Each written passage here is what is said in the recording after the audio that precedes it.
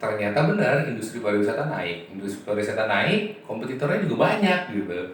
Oh, banyak yang buka jasa-jasa Banyak gitu. banget, makin banyak banget, bahkan yang tanpa legalitas juga banyak. Kalau misalnya kalian ngeh di 2018 2019 open trip ke sini, open trip kemana, itu kayak cuman misalnya orang yang datang ke satu daerah, oh dia ngeh, dia buka open trip. Untuk Pak Dimas sendiri gitu, ketika membangun bisnis travel agent ini, buat para netizen yang selalu bilang apa-apa privilege itu gimana Pak? Emang ada privilege di awal gitu?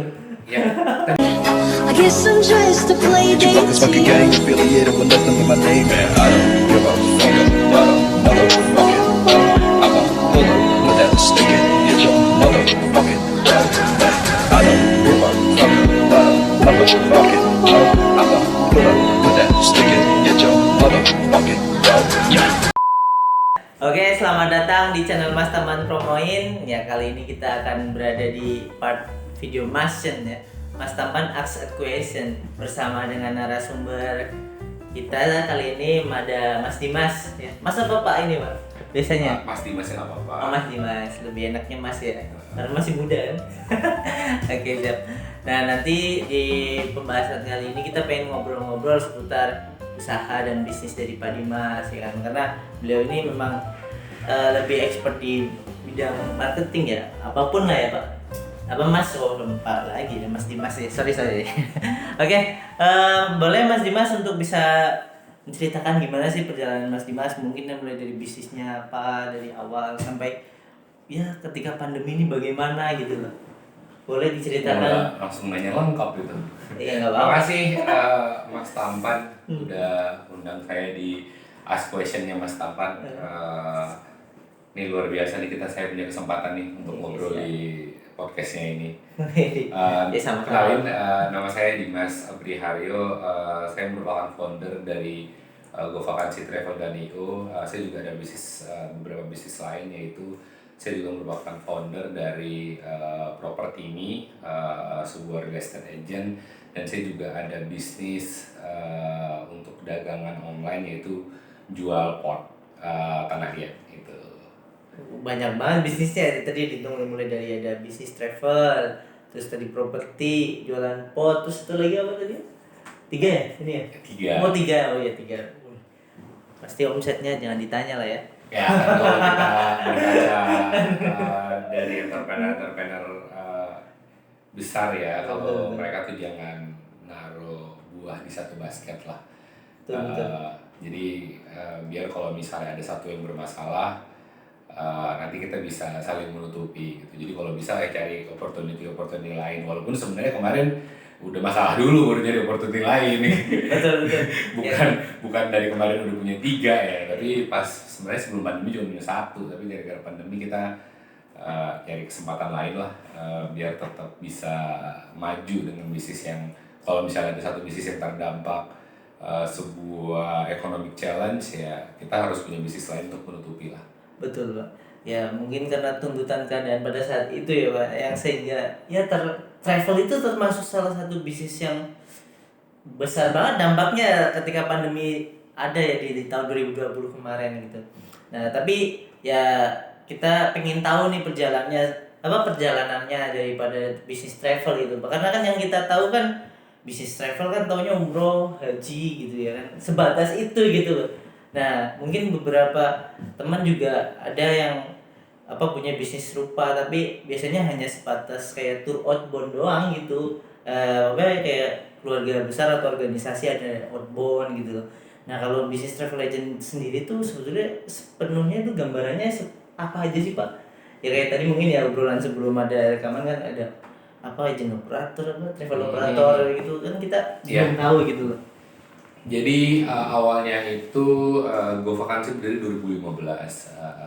Berdiri dari hobi, emang saya dari belasan tahun yang lalu memang suka keliling-keliling Indonesia lah, sehingga mengetahui lah beberapa selak beluknya pariwisata di Indonesia gitu. Terus menjadikan itu sebuah opportunity ya, karena kalau kita melihat data industri pariwisata itu menggeliat naik bangetnya itu mulai dari 2012-2011 ya, terutama semenjak media sosial terutama yang banyak foto, video itu naik gitu. Jadi orang-orang emang bahasanya dulu pada nyari konten lah, pingin liburan, nyari foto liburan atau apa. Dan kita masuk pada awal 2015 ya. Di 2015 itu kita buka sebuah biro perjalanan wisata travel emang yang jualannya online. Jadi kita kantornya bukan di ruko atau bukan apa, kita cuma small office kayak gini.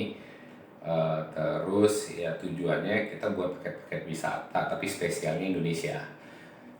Itu biasanya kita dulu awal-awal buatnya misalnya kita buat open trip ke daerah-daerah Pulau Seribu gitu ya. Jadi satu orang bisa jalan tanpa harus grup, harus rame-rame gitu. Terus buat private trip keluarga, bertiga, berlima gitu. 2015 itu kita mulai di situ. 2015, 2016, 2017 kita masuk di situ dan ternyata benar industri pariwisata naik. Industri pariwisata naik, kompetitornya juga banyak gitu. Banyak yang buka jasa Banyak banget, makin banyak banget. Bahkan yang tanpa legalitas juga banyak. Kalau misalnya kalian ngeh di 2018, 2019, open trip ke sini, open trip kemana, open trip kemana. Itu kayak cuman misalnya orang yang datang ke satu daerah, oh dia ngeh, dia buka open trip, dibuka open trip. Ya kadang nggak ada legalitas juga, cuman orang aja buat open trip gitu. Matokin harga terus jual. Akhirnya kita sadar bahwa kompetisi naik, kita harus lebih spesifik lagi nih gitu. Kita harus punya USP lagi nih kalau gini. Terus saya bukan tipe orang yang mau price war. Iya. Ya kalau mau price war bisa aja, tapi ngapain, untungnya kan kecil. Kita perang harga sama mereka karena mereka udah harganya udah ampun-ampunan lah. Jelas mereka nggak legalitas, mereka mungkin nggak punya karyawan atau apa. Betul. Gaji diri sendiri ya, untung dikit aja mereka juga udah puas gitu kan. Nggak ada beban ibaratnya. Nggak ada beban gitu. Sehingga di 2018 kita mulai spesifik target marketnya ke corporate. Perusahaan. Iya, jadi di 2018 itu kita sekarang udah target marketnya ke corporate, yaitu jadi corporate event services gitu untuk kegiatan-kegiatan corporate. Nah itu apa aja sih kegiatan event corporate? Itu misalnya dibagi ya, corporate itu ada yang namanya outing. Outing itu biasanya liburan satu kantor, liburan satu departemen, liburan satu unit. Kadang satu orang bisa liburan unit, departemen, kantor, terus ada lagi family gathering sama anak sama keluarga gitu ya. Terus ada lagi hadiah penjualan bagus gitu. Namanya incentive trip kan. Oh dia bisa misalnya dia sales, dia jualan banyak terus dapat hadiah gratis jalan-jalan ke Korea, ke Thailand, ke Bali gitu ya, ke luar negeri. Yang tujuannya untuk buat semangat para sales-sales ya, itu namanya. Terus ada juga yang seminar, gathering, misalnya kantor mau ngadain rapat kerja tahunan nih. Ini kan lagi bulan Desember ya kita ini sekarang. Biasanya itu November Desember itu banyak kayak rapat kerja 2022. Itu di villa atau di mana gitu ya? Di hotel gitu, di Bali gitu ya. Dia rapat kerja nih, ntar di Bali itu kita bantu urusin dari pesawatnya, busnya, meeting roomnya, itu semuanya. Terus juga seminar misalnya, mengundang perusahaan-perusahaan lain, undang klien untuk seminar. Tapi seminarnya biar menarik, nggak di Jakarta, boleh di Bogor, di Bandung, di Labuan Bajo misalnya sekarang, di Medan. Itu kan tergantung corporate-nya punya budget gimana.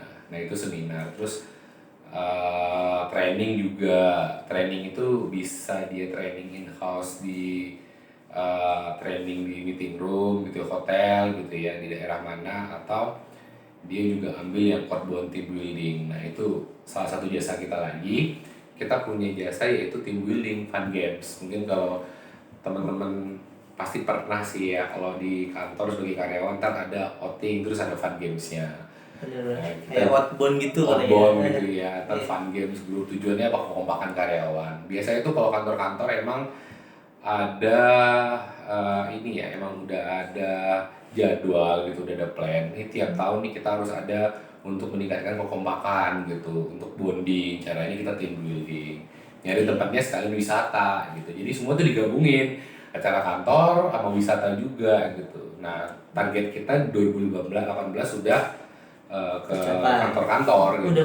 Udah emang ke kantor, walaupun sebenarnya kita masih diterima nih yang orang mau keluarga liburan. Tapi 80% sih dari 2018 kita jualannya ke kantor. Mayoritas dapatnya dari situ ya. Kantor, iya.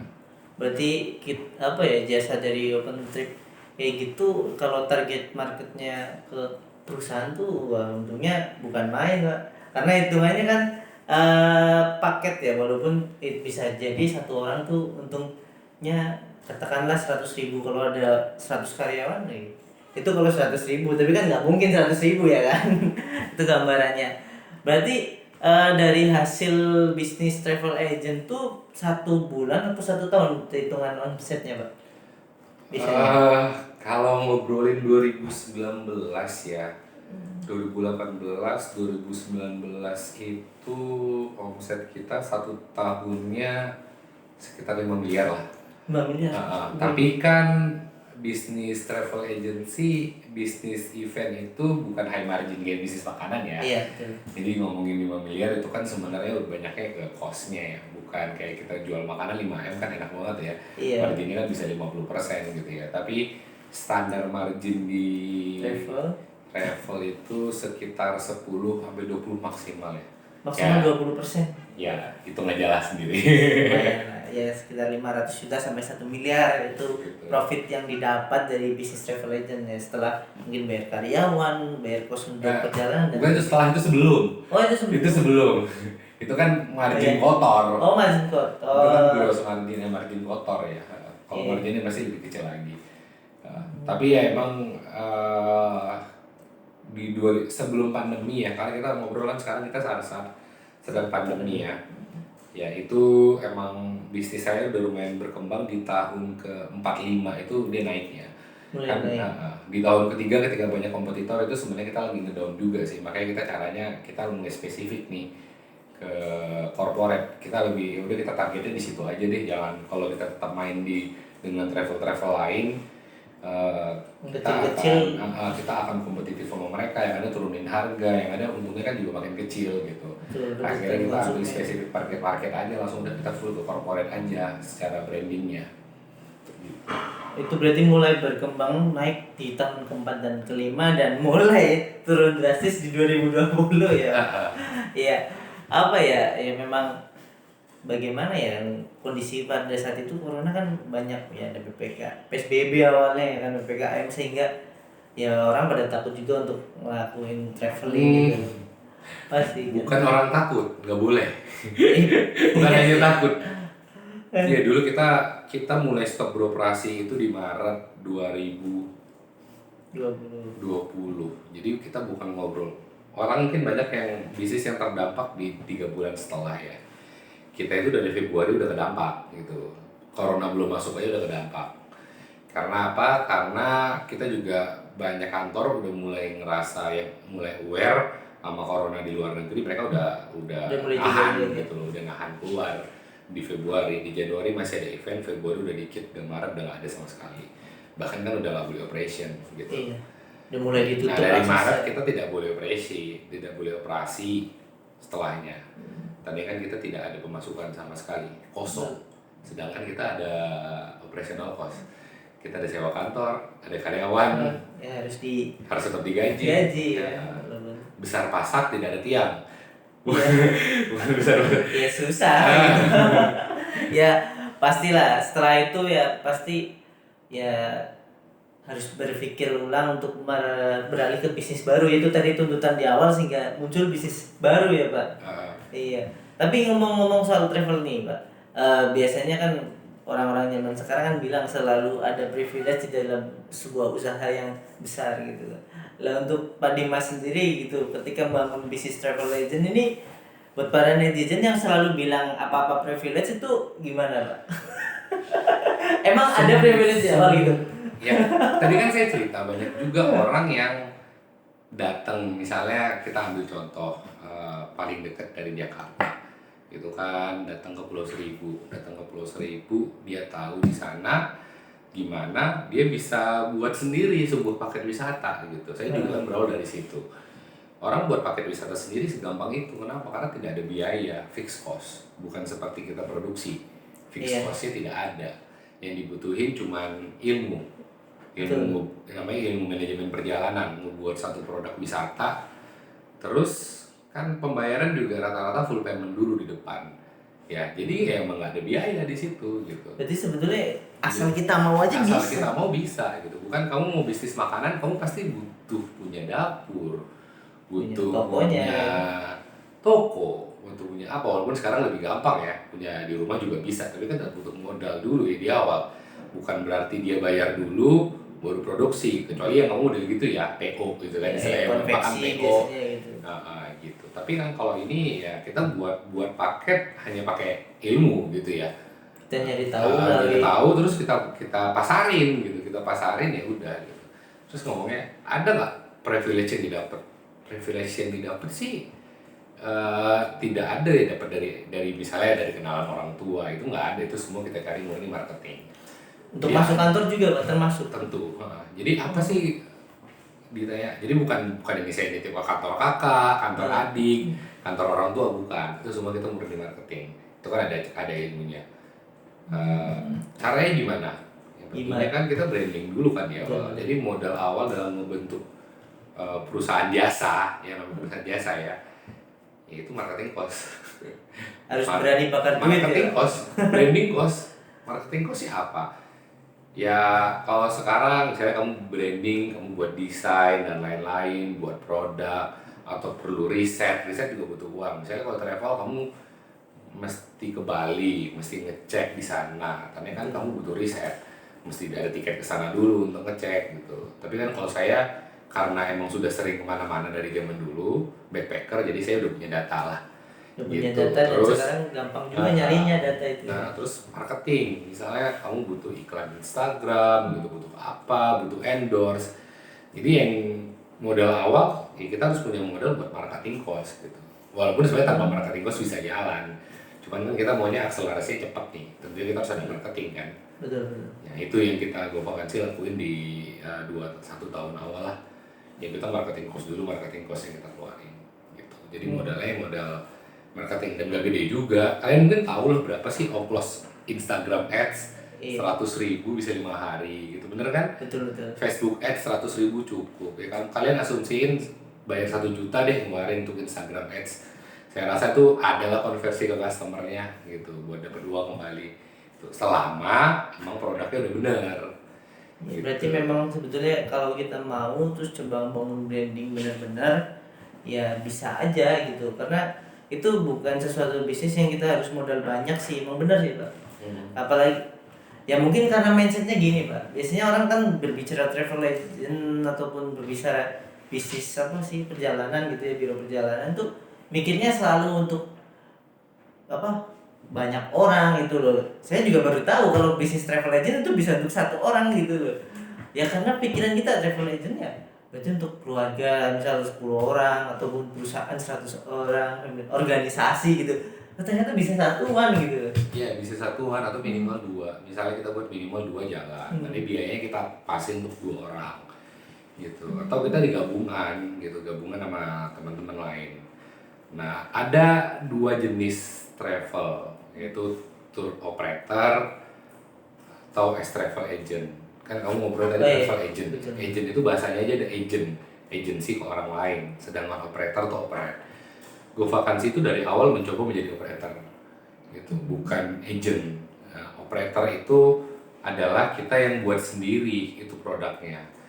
Jadi kita yang kokiin sendiri gitu, nggak ngejual barang orang lain. Gitu. Misalnya orang mau ke Bali, kita yang ngoperate sendiri, kita yang cari hotelnya, cari restorannya, sewa busnya, tour guide-nya kita bayar gitu, terus tempat wisata bayar sendiri, semuanya costnya dikalkulate lah, kayak kita buat masakan kan, koki gitu, habis itu dijual. Sedangkan kalau yang namanya tour agent, biasanya kita di Jakarta, dia langsung nyari tour operator yang ada di Bali gitu, beli di sana, harganya berapa, nanti dia tinggal ambil margin, itu namanya agent, makanya kan namanya travel agent gitu. Nah, kita 2, ada kita jadi agent juga gitu. Contohnya di luar negeri ya, kalau kita jual paket di luar negeri kan kita nggak mungkin jadi operator di sana. Tentunya kan kita nggak boleh di luar negeri menjalankan sebuah bisnis, kita kan di sini. Bahkan itu beberapa negara restricted, kayak di Singapura. Kalau kamu coba operate di sana, ketahuan itu ditangkap di penjara gitu. Memang nggak boleh, harus pakai orang sana gitu kan. Sampai kita ngambil keuntungan di sana.